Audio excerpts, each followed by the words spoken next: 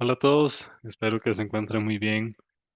Bueno, esta clase corresponde al último tema del curso. Esta va a ser la última clase, este es el último tema que dura una clase. O sea, es un tema muy pequeño. De hecho, vean que la presentación lo que tiene son 14 diapositivas, entonces más bien esta va a ser una clase muy rápida en ese sentido. Este tema básicamente es una introducción al curso de bases de datos, es una introducción muy general. Ustedes van a tener un curso dedicado exclusivamente a esto. Con el plan de estudios actual, si no me equivoco, después de Datos 2 sigue lenguajes, compiladores e intérpretes y después el curso que se llama Fundamentos de Bases de Datos o algo así. Es un curso entero a bases de datos.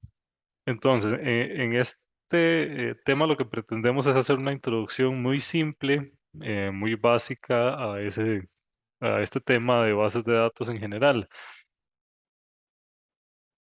Bueno, existe un proceso de diseño de bases de datos. O sea, no, las bases de datos son más que solo tablas que guardan información.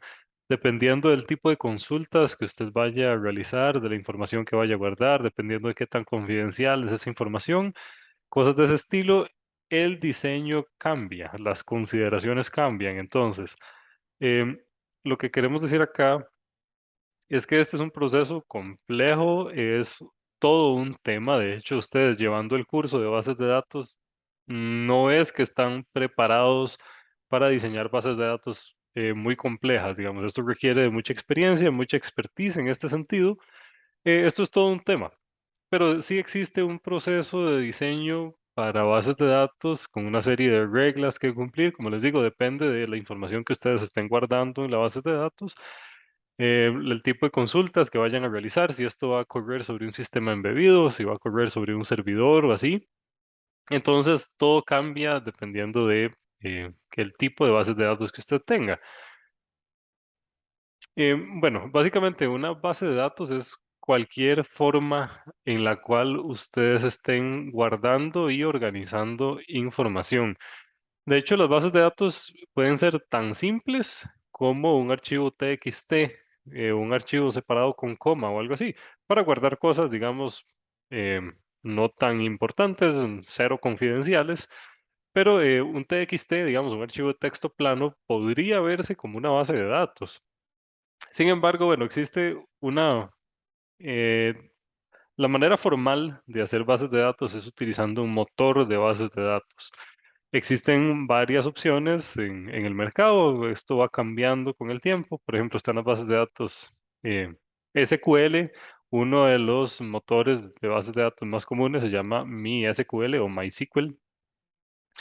Pero sí, hay distintas formas de bases de datos. La manera más genérica de ver una base de datos es simplemente cualquier cosa que permita que usted esté organizando información y guardándola ahí de alguna forma. Existen motores de bases de datos formales, como estos que les digo, o cosas más simples como un archivo de texto plano. Funciona igual, digamos, podría verse como una base de datos.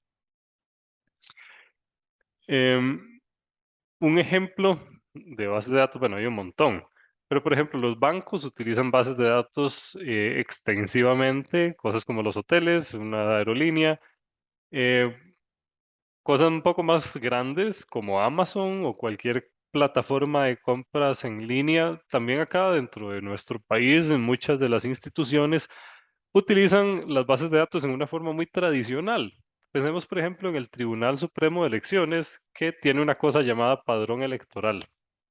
Ustedes saben que esto es un archivo enorme que de hecho uno puede descargar, donde viene la información de todas las personas mayores de 18 años que residen en el país o que, bueno, que están, tal vez no residan, digamos, que están apuntados acá en el país, son ciudadanos del Estado costarricense.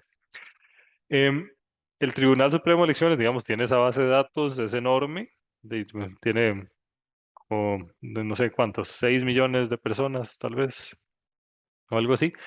Entonces, sí es una base de datos grande y lo vacilón es que esto funciona como una tabla enorme. Entonces, es un buen ejemplo de una base de datos tradicional. ¿Qué está guardado aquí? Bueno, el nombre de la persona, su número de cédula, dónde vive, dónde vota, si es hombre, mujer, masculino, femenino, lo que sea. y cierta información personal de la persona. Pero es muy interesante saber que todas las personas tienen todos los campos llenos. Entonces, si es una base de datos que funciona como tabla, que se utiliza de forma muy tradicional. Y ahorita vamos a volver a esto. Existen diferentes tipos de bases de datos, como les decía. Las bases de datos más comunes, las que son como tablas, son las bases de datos relacionales. Esta es el término más general.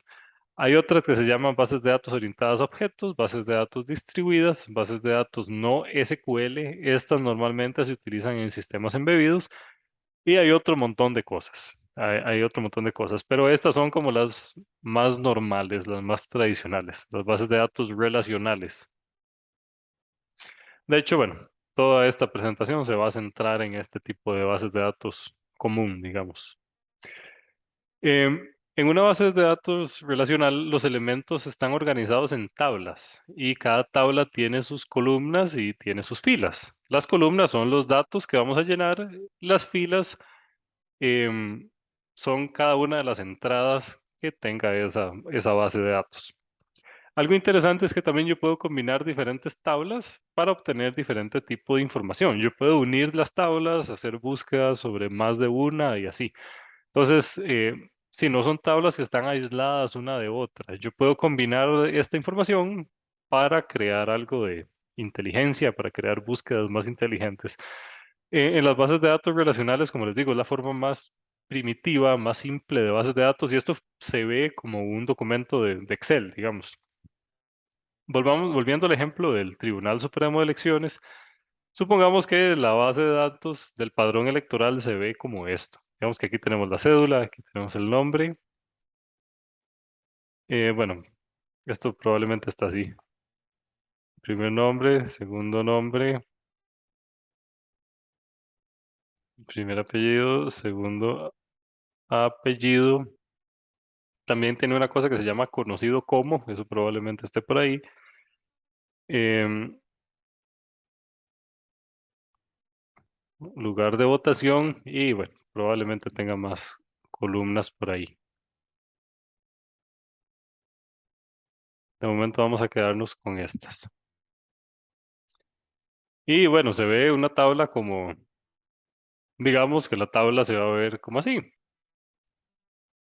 Entonces, aquí en el caso del padrón electoral,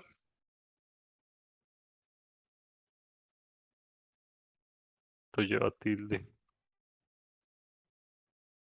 Lo que va a pasar es que cada una de las filas va a ser una entrada, o sea, va a ser una persona. Digamos que aquí hay una persona, tiene esta cédula, digamos que se llama Juan, digamos que no tiene segundo nombre, su primer apellido es González y su segundo apellido es Hernández. No tiene conocido como, digamos que vota en Guanacaste. Entonces, esta es una persona, es una entrada dentro de esta base de datos relacional.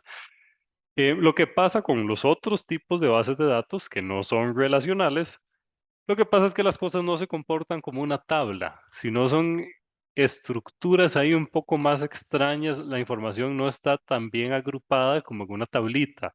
Pero esto es como les digo, es un buen ejemplo de una base de datos relacional porque es una tabla enorme y bastante conocida también. Digamos que haya otra persona aquí, digamos que se llame María Elena, eh, vamos a ver, Martínez González, ahí lo que sea. Y digamos que vota en Cartago. Y así sucesivamente. Entonces, en resumen, una base de datos relacional se ve como una tabla. Y es una tabla grandota. Esto puede tener desde ninguna entrada hasta infinitas. En un motor de bases de datos SQL, la cantidad de entradas que puede tener una tabla es virtualmente infinito. Eso significa que si bien es cierto, sí tiene fin, no es un fin conocido o es un fin que depende de su disco duro. O sea, la tabla puede ocupar el 100% de su disco duro.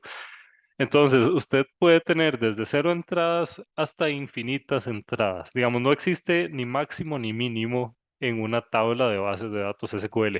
O sea, esto va a ser del tamaño que le dé su disco duro. Si usted aumenta su disco duro al doble, entonces le va a caber el doble de cosas, el doble de información. Pero no existe ninguna restricción al respecto. En una base de datos no relacional, como los otros tipos que vienen aquí, como una no SQL, las cosas no se comportan como tablas. Esto es muy interesante. Hay cosas que simplemente no se pueden agrupar en tablas. Pensemos cosas que tengan que ver un poquito más como con inteligencia artificial, cosas como análisis de datos estadísticos en Facebook o en Instagram.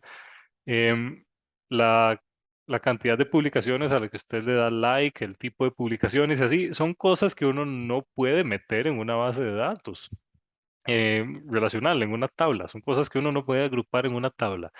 Entonces, para este tipo de escenarios necesita otro tipo de bases de datos donde la información no se guarda en tablas, sino que se guarda como en entes aparte, en nodos aparte, y al final toda esa información se combina y se hace algún tipo de búsqueda sobre esa información. Pero sí es muy interesante. Como les digo, esto es todo un tema, hay un curso dedicado al respecto, pero la forma más primitiva de bases de datos son las bases de datos relacionales y es donde la información está agrupada en tablas. Existen diferentes operaciones. Esto es exclusivo del lenguaje SQL. Esto es, digamos, un lenguaje de programación aquí medio raro, digamos que solo sirve para manipular bases de datos. Existen operaciones para seleccionar, para modificar, para insertar, para borrar, para unir tablas, en fin. La operación más sencilla es la operación de select, que es básicamente donde yo hago una selección de elementos de una tabla donde se cumpla una condición. Como les digo, esto es un lenguaje en sí mismo. Esto tiene su sintaxis. La sintaxis, bueno, se llama lenguaje SQL. Solo se utiliza en bases de datos relacionales, que es el tipo de bases de datos más común. Y supongamos que tengo esta tabla un poquito más llena. Digamos, voy a inventarme aquí más gente. Voy a meterme a mí. Ah, mentira. Y digamos que yo soy de Heredia. Voy a meter aquí a alguien más.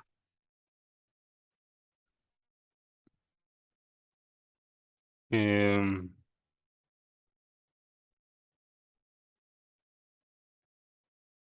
digamos que es de Cartago. Voy a meter aquí.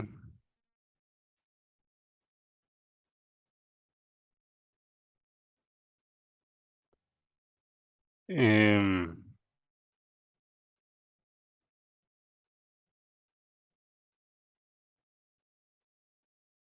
ok, digamos que yo tengo estas, vamos a ver, una, dos, tres, cuatro, cinco. Tengo 5 personas metidas en mi tablita.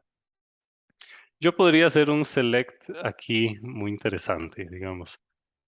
Em, la sintaxis de esto viene acá en la presentación y es como select. Ahora lo que sigue después son las columnas que voy a seleccionar. Vamos a ver. Select, ven que dice lista de atributos. O sea, son las columnas de la base de datos que yo voy a seleccionar. O sea, por ejemplo, yo puedo solo seleccionar el número de cédula y el lugar de votación. O puedo seleccionar número de cédula, primer nombre y primer apellido. Yo selecciono las columnas que yo quiero. Entonces, lo que sigue después de select son las cosas que yo quiero seleccionar. Después dice from, aquí le tengo que decir la tabla desde la cual lo voy a seleccionar y la condición. Entonces, veamos. Em, vamos a seguir aquí. Digamos que voy a seleccionar cédula, coma, primer nombre, coma, primer apellido.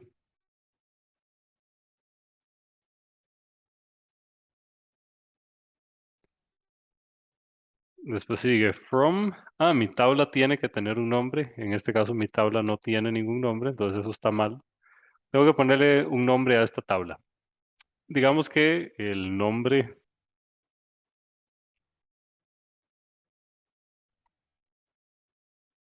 Digamos que ese sea el nombre de mi tabla. Se llama padrón electoral, o sea, la tabla tiene que tener un nombre para poder identificarla después.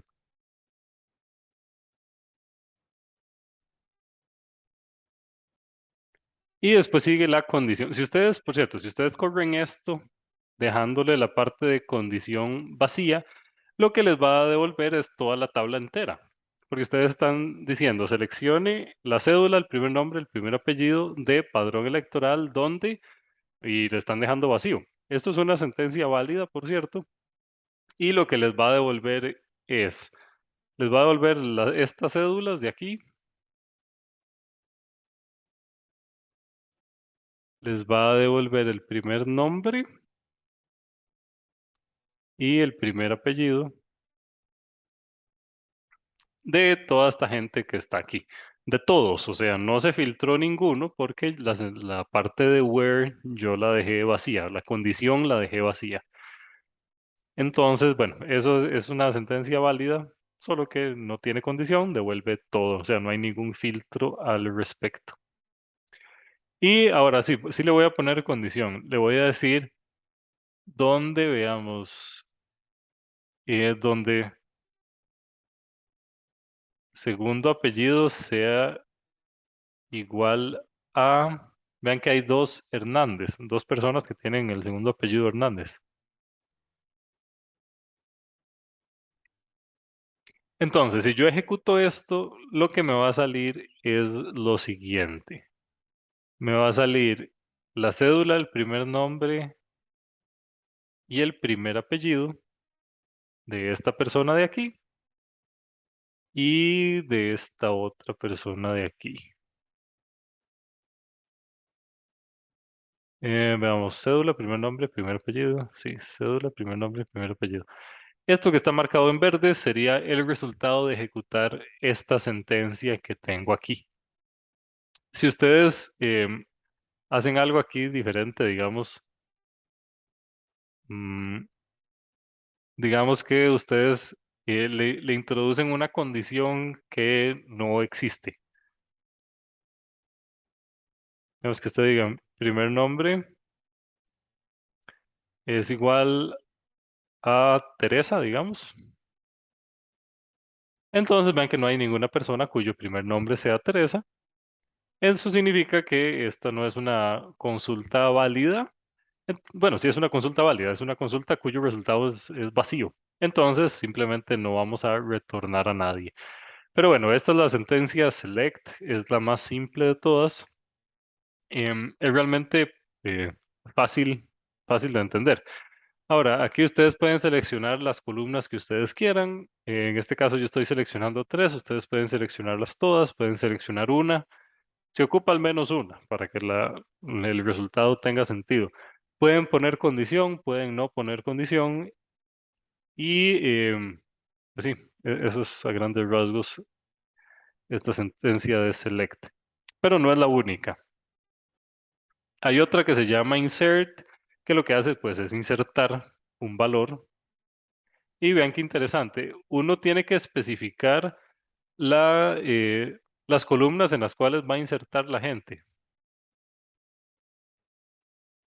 Digamos, yo puedo insertar aquí en la tabla que se llama Employee, voy a insertar nombre, bueno, first name, last name, número de seguro social, creo que es esto. Ah, no, mentira, este es el número de seguro social y este DNO, pues no sé qué es. Pero ya es una columna que tiene esta tabla. Entonces, yo le estoy diciendo que esto va para acá, esto va para acá, esto va para acá y esto va para acá. O sea, yo le tengo, a la hora de insertar un nuevo valor, yo le tengo que decir las columnas que voy a insertar y el valor que va a tener cada una de esas columnas, cada una de esas columnas. Yo podría quitar algunas, por ejemplo, puedo quitar este último, el SSN, y no se lo especifico después. Eso es algo que se vale. Lo interesante de la operación de inserción es que lo que yo inserto, tengo que decirle las columnas y después tengo que darle valor a esas columnas. Yo puedo insertar solo en una columna, puedo insertar en todas. Eso depende de lo que sea que yo esté haciendo. Por ejemplo, vean que en nuestra tablita de acá nadie tiene llena la parte de conocido como. Esto, pues en el fondo lo que tiene es un null aquí, digamos. O sea, es un valor que está vacío. Y no está especificado. Aquí alguna gente no tiene segundo nombre. Entonces es un valor nulo en ese sentido. Aquí esta persona pues no tiene segundo apellido. Es algo que se vale también.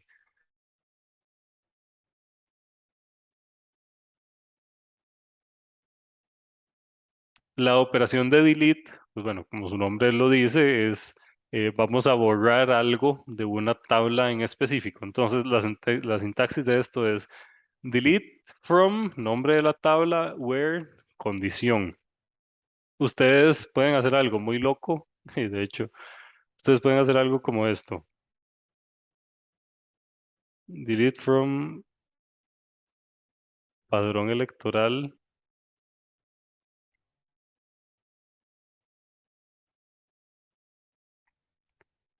where, nada. Si ustedes ejecutan esto, esto es una sentencia válida, lo que va a pasar es que se va a volar toda la tabla. ¿Por qué se va a volar toda la tabla? Porque no le puse ninguna condición. En cambio, si le pongo una condición, digamos que primer nombre sea igual a María. Aquí sí le estoy dando una condición, entonces lo que va a pasar es que se va a volar a esta persona de aquí. Entonces, esta persona, bueno, de hecho la puse en verde, podría ser más como en rojo. Esta persona, pues bueno, ya dejaría de existir. Entonces, el delete hay que usarlo con cuidado. De hecho, muchas veces pasa que a uno se le borra una tabla entera porque no le puso condición al delete. Entonces se borra la tabla entera y esto es un problema pues muy común, digamos.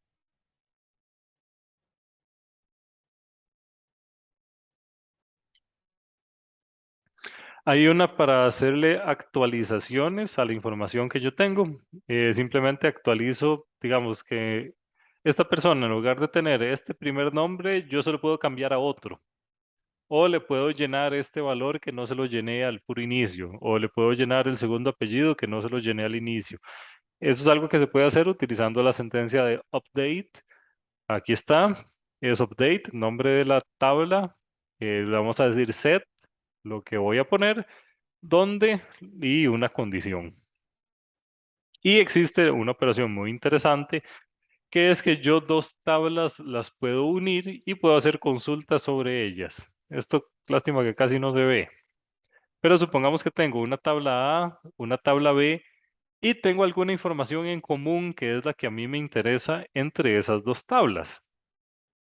Entonces, yo puedo utilizar esta operación que se llama inner join para unir, para buscar como este punto de intersección en este diagrama de Venn que tengo aquí, en este punto rojo es lo que a mí me interesa, y hacer una consulta sobre estas dos tablas, sobre la unión de estas dos tablas. Para hacer eso existe una operación especial que se llama join.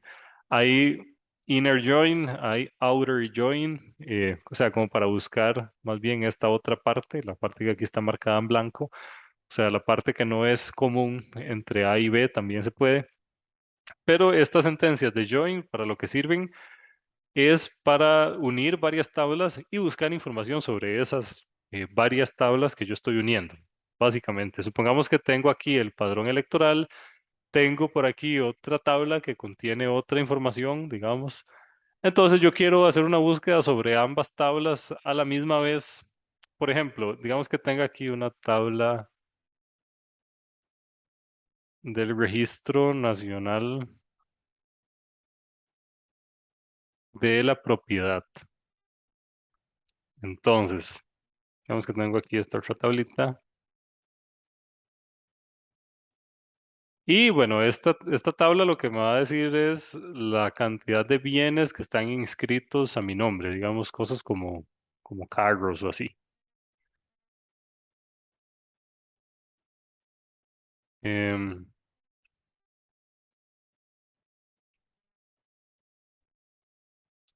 digamos, aquí es la gente que tiene carros en el país.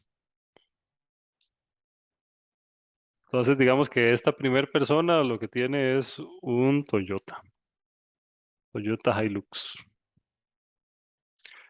Entonces, digamos que a mí me interesa saber la gente que está inscrita en el padrón electoral que tiene a su nombre un Toyota Hilux. Entonces, yo uno estas dos tablas y vean que tengo algunas filas en común. Tengo cédula, primer nombre, segundo nombre, primer apellido y conocido como. Entonces, tengo en común esto, tengo en común esto. Entonces, yo puedo hacer una unión entre estas dos tablas utilizando los atributos que tienen en común para saber la gente que está aquí que tiene carros asociados a su nombre. Este es un posible uso de la función de join. Pero esto es básicamente unir varias tablas y hacer una búsqueda sobre esas dos tablas. Em, Como les digo, existe otro tipo de bases de datos bastante común, pero no tanto como las relacionales, que son las no SQL o no relacionales, que esto se usa principalmente en sistemas embebidos y en cosas en general en las cuales la información no se puede agrupar en tablitas. Piensen en información que ustedes necesitan guardar, pero que no hay forma de guardarla en una tabla. Entonces eso sería una base de datos no relacional. Esto es todo un tema en sí mismo bastante complejo, pero bueno, sepan que existe. Y bueno, eso sería lo correspondiente a este último tema del curso. De mi parte, bueno, les agradezco mucho el esfuerzo que han hecho durante este curso. Y pues bueno, les deseo lo mejor en el resto de sus carreras y ahí pues cualquier cosa que necesiten, ahí me pueden contactar. Ahí igual nos estamos viendo para las actividades y evaluaciones que tenemos ahorita al final. Lo que va a pasar es que no va a haber más clases. Sí va a haber más quizzes, los que tenemos pendientes, pero no va a haber más clases como tal. Y bueno, eso es todo de mi parte. Muchas gracias.